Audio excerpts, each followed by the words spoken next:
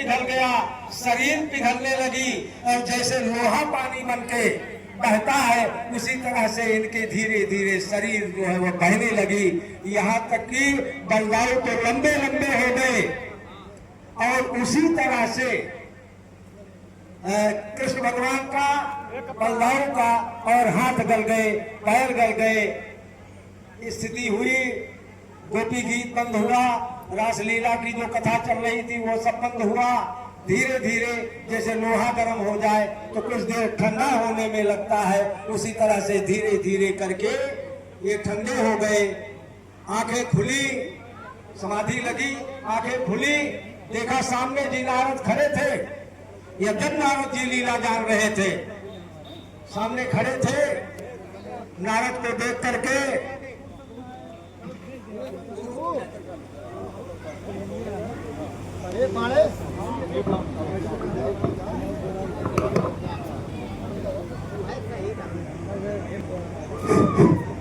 तो आगे नारद जी जैसे भगवान ने पलक खोला, सामने दिखाई पड़े नारद जी।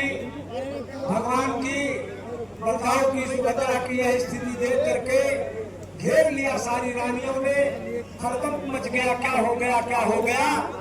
लेकिन सबसे पहले दृष्टि पड़ी तो नारद जी के ऊपर। नारद जी से भगवान ने कहा, आज मैं अतिशय प्रसन्न हूँ।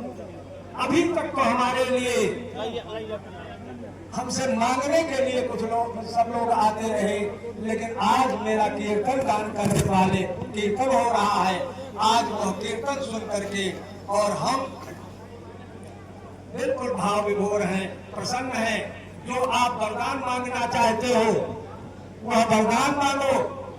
तो भगवान ने कहा, नारद भगवान ने कहा कि जो रूप आज मुझे दिखाई पड़ रहा है कि न आपके हाथ है न पैर है, बलदाऊ की ऐसी स्थिति है, आप किसी रूप में अवतार लें। भगवान ने कहा, यह अवतार मेरा अनगढ़ अवतार है। ये ठीक ठाक नहीं, जिसको हाथ न हो, पैर न हो, और वह अवतार ले क्या करेगा। ऐसा है, क्षमा करे। कहा, भगवान मैं आपसे वरदान चाहता हूँ कि आप आशीर्वाद वरदान दे कि आप इसी रूप में अवतार लें। भगवान श्री कृष्ण ने उनको वरदान दे दिया कि ठीक है, अभी तो इंद्रद्युम्न एक राजा सतयुग से अवंतिका नरेश भी उनको कहा जाता था।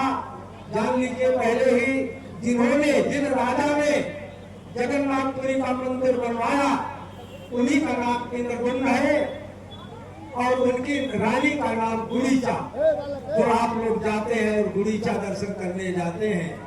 अब आगे यह भी जानेंगे कि आखिर गुड़ीचा इनकी लगती क्या है। वहां तो कहा जाता है कि कृष्ण भगवान की ये मौसी है, लेकिन किस प्रकार मौसी है, कैसी मौसी है, आगे जानेंगे। तो उनको वरदान दे दिया, कहा ठीक है। उधर वो भी राजा तपस्या कर रहे हैं और हम आपको वरदान दे रहे हैं कि हम किसी रूप में अवतार लें। वह रूप अब दूसरा सुने। सतयुग में तो इनको इंद्रद्युम्न राजा को ये वरदान जैसे है कि चाहो तो मन शत्रुपा ने मांगा था कि चाहो तुम्हें समान सुख, तो उसी तरह से इंद्रद्युम्न को भी राजा ने, वो भगवान कृष्ण ने वरदान दे दिया था कि मैं आपके यहाँ अवतार लूंगा। तो नील माधव के रूप में अवतार लेंगे। इसकी एक अलग कथा जाती है, उसके लिए सुने।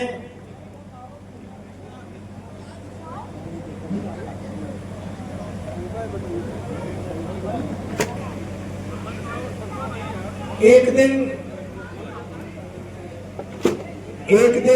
राजा इंद्रद्युम्न को सपना आया। सपने में भगवान ने कहा, आकाशवाणी हुई, भगवान ने कहा कि मैं नील माधव के रूप में